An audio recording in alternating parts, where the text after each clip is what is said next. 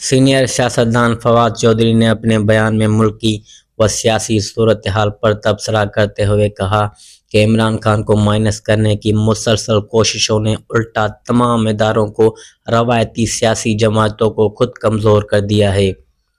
उनके मुताबिक पिछले चंद बरसों में मुख्तलिफ सियासी व हुकूमती हलकों ने बारहा ये कोशिश की कि इमरान खान को सियासी मैदान से बाहर निकाला जाए, लेकिन हर कदम का नतीजा उल्टा निकला और अवाम में मौजूद सियासी एतमाद मज़ीद मुतासर हुआ।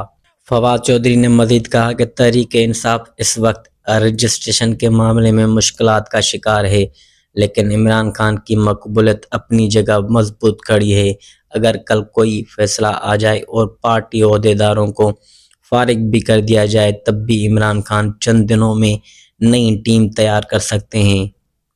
उन्होंने कहा कि इमरान खान के पास नौजवानों की एक बहुत बड़ी फॉलोइंग मौजूद है।